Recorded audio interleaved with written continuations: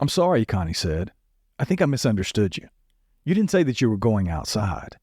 You yourself told me that this Dogman used to do the exact same thing to the family who lived here before us. You said that it drug its claws across the house. Do you not think that's what it's doing now, and yet you two want to go outside with this thing?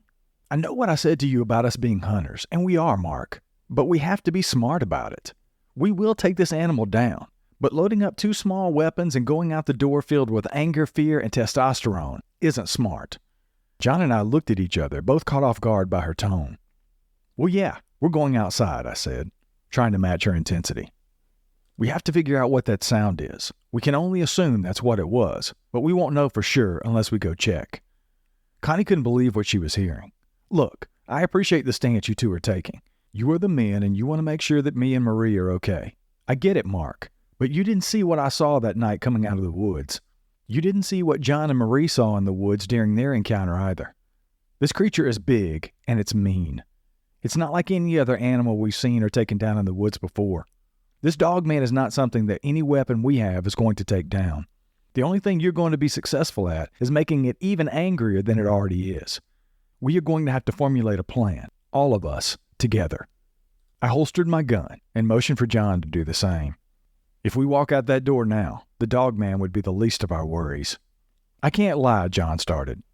I didn't really want to go out there and face that thing again. I just shook my head. I guess until I see this thing, I'm just not going to understand. Well, what do you propose we do then? I asked everyone. They all looked at each other and then looked back at me. Well, Marie spoke up, it's been quiet since that one sound. No movement, no more metallic scraping sounds, just the sounds of our voices talking. One thing I'm certain of, she continued, is that John and I are spending the night here. I am not walking out that door until the sun comes up. Connie reached out her hand for Marie's. Honey, you are both welcome to stay here anytime. She stood up from the table and walked into the linen closet to get some extra pillows, sheets, and a blanket. The couch has a pull-out bed in it, I said as I made my way into the living room to show them. It may not be the most comfortable, but for one night, it'll be fine. That'll be just fine, Mark. I appreciate yours and Connie's hospitality. I really do, John said as he shook my hand. Connie came in the room carrying 4 pillows, the sheets, and a large quilt. She began making up the pull-out bed for them while I showed them where the towels were in case they wanted to take a shower. We sat around that evening like a bunch of teenagers. We watched movies and had popcorn, and soon we all fell asleep. Connie woke me up a little after 3 in the morning to come to bed with her. I didn't even know she left the room. On our way to the bedroom, we heard a loud scream from outside. Connie turned around, eyes wide open, and whispered to me, "What the hell was that?" If I had to guess, I would say it was a bobcat, I said. We're in a new house, so we aren't too familiar with the noises that happen overnight, and honestly, we're never up at this hour. It could happen every night, and we just don't know it. I was trying to keep her calm. I can only hope that I was right about what I told her. Who's to say I'm not? This whole Dogman thing has everybody in an uproar, and every little thing that happens automatically is because of that. We just need to get back to normal somehow. The next morning, I woke up before everyone else. I made coffee and breakfast and set the table. 7 in the morning. That's lazy for me, John said, as he walked into the kitchen. I'm usually up no later than 5:30. Well, we were all up later than normal, and tensions were high, so I'll have to cut you some slack for that. Just as John sat down, Connie and Marie both walked into the kitchen at the same time. They both looked like they were still half asleep. I set the coffee and mugs on the kitchen table along with the food. I dreamed of that monster all night, Marie said. This is why I tried to convince myself it didn't exist all those years. John looked at me and then back at Marie. I knew what he was feeling. I felt like I had to be the leader in this charge because I felt more capable of carrying a level head in the situation since I had not had an encounter yet. Well, unless you want to count me almost hitting it with my car, that is. But it wasn't a good enough sighting to scare the wits out of me like it had everyone else. I'm going outside, Mark, if you want to join me, John said after breakfast had been cleaned up. I know I've seen these things in the daytime, just as Marie has, but I'm not going to be afraid to leave your house or mine. Connie and Marie put up less of a fight today than they had last night. John and I cautiously walked outside, our heads on a swivel. It had to come from our back lot, I said. These woods you see to the side really don't have much depth to them, before it's just trees and a steep cliff. I wouldn't even call them woods. However, Connie said she saw it coming out of the woods, and this would have to be where she saw it. No wonder she was blaring the horn. That was a close sighting of this thing. I never doubted my wife, but until you're in the position that the person is when they're telling you about it, you can't really appreciate it. This is also the side that the guy had to paint before they could sell the house. It had long scratches down and across the aluminum over here, John said as he was pointing. We walked to the side of the house where we had heard the metallic scraping sound coming from. It was the same side that John was talking about. I fully expected to see large scratches in the aluminum that I would have to prime and paint from the sounds of it, possibly replace altogether. But there was nothing. Not a mark. Nothing to be found anywhere. We went all around the perimeter of our house. There wasn't any evidence of any damage whatsoever. John and I just looked at each other in bewilderment. That makes no sense. You were here. You heard it too. How can something that was so loud, that could have only been something dragging their nails across the aluminum, have not left a mark? I asked John. Your guess is as good as mine. I have no explanation for that one, he replied in shock. We started walking towards the furthest part of our back lot. We were looking for anything at this point. John and I split up in hopes to better our chances. There were some areas in the back where you could go into a shallow portion of the woods. It was all grown up, however, and no human could get through there. Connie and I ventured back there when we were getting everything set up for the chickens in our gardens. There were briar bushes back there as tall as we are. That's of course not saying something like a Dogman couldn't get through there. I'm assuming just like a Bigfoot, they go through all kinds of things and it just doesn't bother them. So maybe whatever this was did come from back there. Either way, it still didn't explain the sound we all heard last night. 2 and 2 are not equaling up to 4 here, and I don't like it at all. We don't have neighbors near us. We're not near any highways or any machinery plants. Something was on our property last night. I don't believe in coincidences. And I totally believe that whatever almost hit my truck and this strange sound were somehow connected. I just have to prove it. Connie and Marie met us in the backyard, and I explained to both of them that the house had no damage on it at all. They were also shocked based on that sound. Connie and Marie started looking at the woods where we stood. Connie saw it first and gasped. Well, you got it right, Mark. It was a bobcat, she said, looking over at me while pointing to the woodline. This bobcat lay on the ground surrounded by waist-high briars and bushes, and me and John had completely missed it. I pushed the briars back as far as possible to take a closer look. This thing had been mauled, but eerily enough, the look that was frozen on its face was one of terror and shock, almost like it was caught off guard. Is there such a thing in the animal world where these things have this look on their face when they're attacked? That I don't know for sure, but this bobcat sure did appear that it had been ambushed. We have to bury it, Marie said. If not, you guys are going to have an even bigger problem. John chuckled, trying to lighten the mood. Bigger than Dogman? Luckily, I'd left my post hole diggers out there, so we buried the bobcat before making our way back to the house to prevent other critters from making a meal of it. Well, I feel like we've overstayed our welcome at this point, John said. Marie and I need to get back home and tend to our animals. No doubt they're raising Cain wanting something. After gathering all their things from inside, Connie gave Marie a hug. You guys are welcome here anytime, you know that. If we're having to go through this, at least we're all experiencing it together. We watched them from the front doors as they walked past our cars to get to theirs. But they stopped suddenly, turned back around to face us at the front door. They motioned for us to come outside, so we walked out to see what the problem was. There on my truck were scratches all the way from the hood to the back bumper on the driver's side. Damn it, really? My truck? I said angrily. My truck was an older model, one I used for hauling farm equipment and whatnot. None of this plastic and aluminum stuff these newer models are made of. It was a battle axe I'd had for years. Connie rubbed my back. I'm so sorry. I know you love that truck. Luckily, if there is a luckily here, it's only scratches and nothing worse. She always had a positive side, but I was not in the mood for that right now. I was mad. I didn't care if it was only minor damage. The fact that there was any damage was enough. That finding did make sense, though. My truck was sitting on the same side of the house that we'd heard the sound coming from the night before. But what magnified the sound so much in our house? It was like the nails on a chalkboard sound. I would think that if it was just scratching my truck, it wouldn't have made enough noise for us to hear it. Nonetheless, it was an answer, but an answer that brought even more questions. After seeing what happened to that bobcat, Connie and I got straight to work beefing up our animal housing. I can't say for sure if Dogman was responsible. We're in the woods. Could have been anything. But we wanted to make sure that whatever did that to the bobcat didn't have a chance to do that to our livestock. Our property was coming along, and the day finally came for cows, chickens, and pigs to be delivered. John and Marie had come over to help us to get everything in place. Seeing as how we were sharing the land with some sort of cryptid devil, hunting would be limited for the time being, at least on our land. John had given Connie and I permission to hunt on his property, so that's what we did. For some reason, the brunt of our incidences were happening at our place. We still had to figure out why. That's where the pigs came into play. If John and Marie had no children, no dogs, just cows and chickens, but were having no activity to catch this Dogman, we were going to have to throw in something to really entice it. This thing toys with you. I know that at any point it's large enough and strong enough to attack us at any minute, yet it doesn't.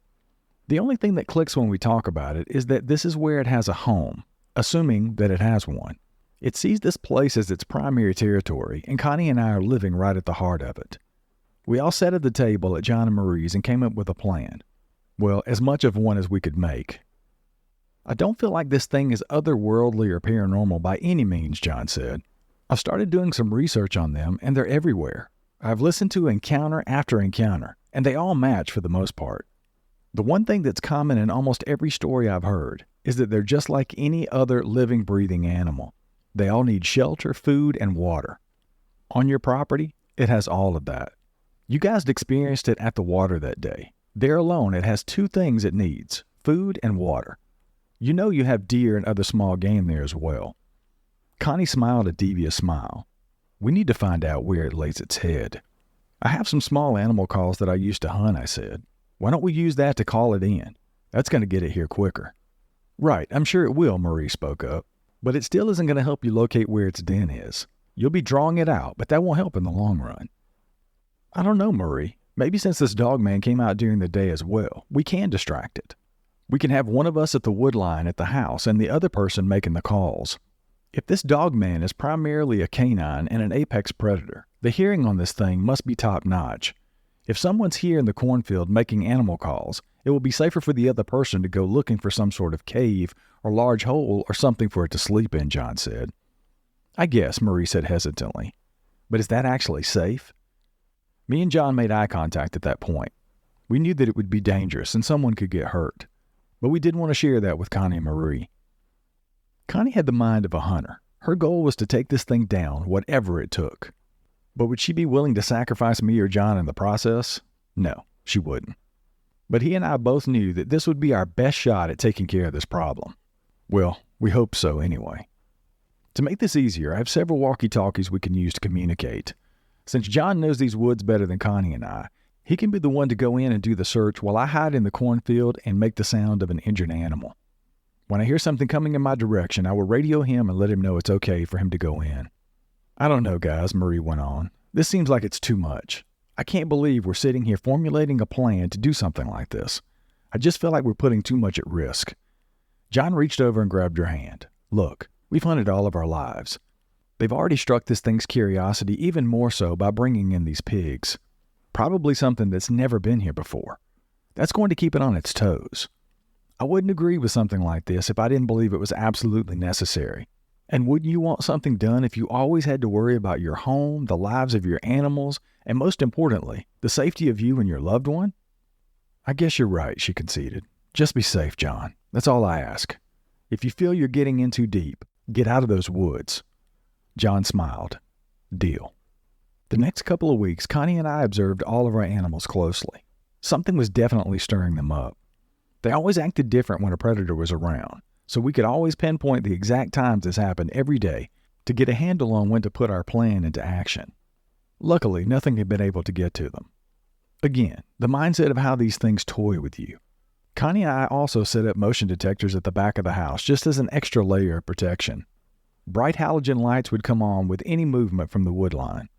The first time they went off, we ran to the window at the back of the house to hopefully see what it was. Nothing but a raccoon. But it did let us know how sensitive the lights were, and we got to see how much light they gave off when they came on.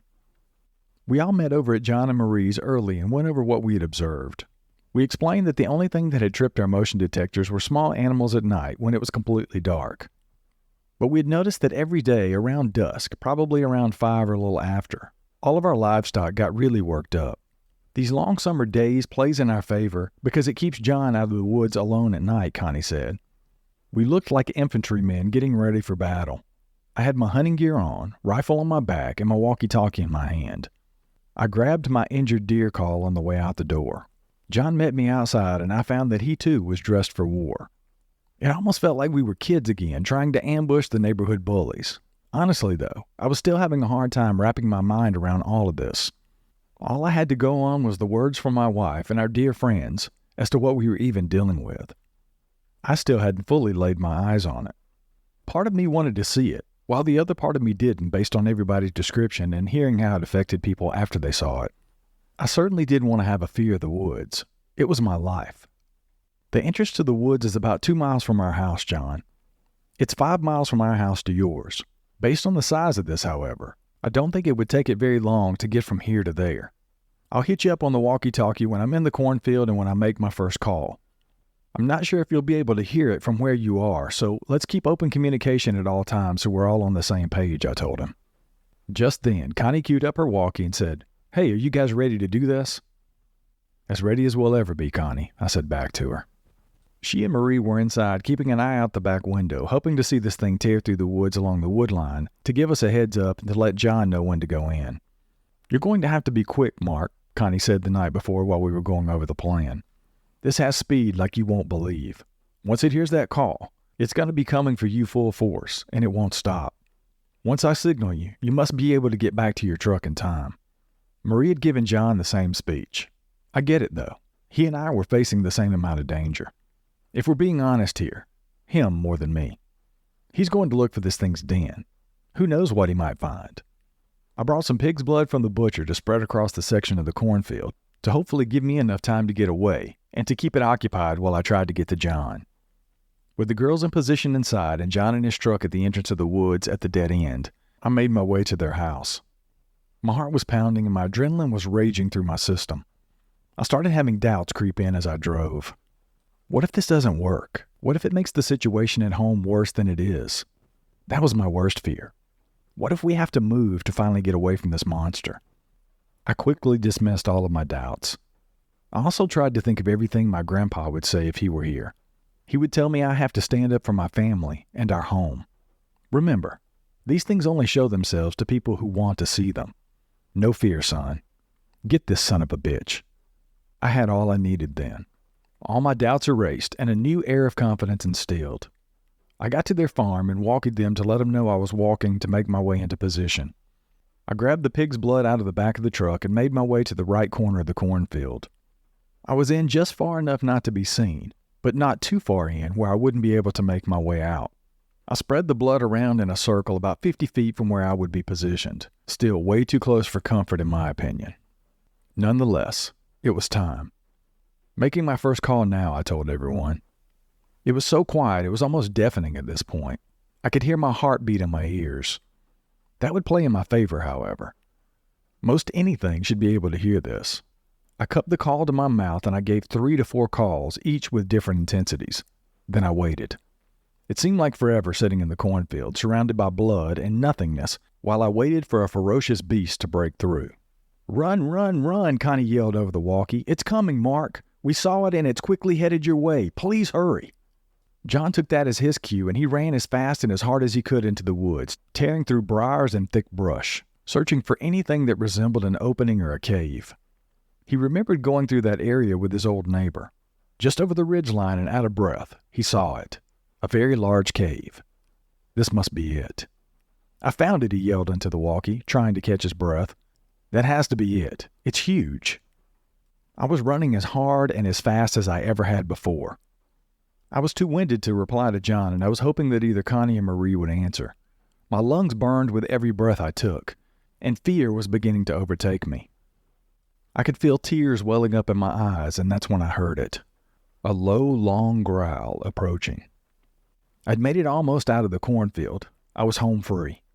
Then I fell with a hard thud, and I dropped my walkie. This thing was inching further into the corn. I could hear its thrashing. No doubt it found the blood by now. I didn't have time to look for the walkie at this point. I scrambled up as fast as I could and made a beeline for my truck. I threw it in reverse, spinning gravel and making a large dust cloud, and I hauled ass out of there. "Mark, come in. Are you out of there yet?" Connie pleaded into her walkie. Radio silence. Marie was pacing the floor and praying. I knew this was a bad idea. I just knew it. Connie paid her no mind. Mark, answer me. Are you okay? John could hear everything that was going on, and he was trying to reach Mark as well. Just then, John saw the movement in the cave. There's more than one, he exclaimed. He was immediately on the walkie to whoever would listen. Guys, we have a problem. There's... Just then, the transmission became garbled and broke up. Silence. Now both Connie and Marie were frantic. John, what's the problem? You broke up. Can you repeat? Connie asked. There's more than one of these things, he said fearfully into the mic. We screwed up. We weren't prepared enough for this. Connie pleaded into the walkie again. Mark, please answer me. I slid into the grass into the front of our house and ran inside. I must have looked like a maniac at that point. Mark, you're alive, Connie yelled. She threw her arms around my neck and cried. Look, I love you too, but we've got to get to John. I dropped my walkie in the cornfield when I fell. Where's John? Have you heard anything from him? I was spitting out my questions left and right. My adrenaline was at an all-time high, and I just wanted to get to my friend. Connie's face changed in an instant. He found the cave of the Dogman, but there's a problem. A big one, she said. What's the problem? I was almost frantic. Suddenly, a noise crackled out of the walkie. If you can still hear me, I'm hunkering down here. They spotted me. I could really use some help up here. Has anyone heard from Mark yet? I grabbed the walkie from Connie. I'm here, buddy. Where are you at? Mark, thank God you're okay. It's a big cave, but there's more than one. I need your help, he said. I'm coming, but you have to tell me where, John. Where are you? I'm at the top of the ridge. His walkie had gone out again. I queued up my walkie again. At the top of what, John? You cut out. They're coming. The ridge line. Hurry. Then his transmission went silent.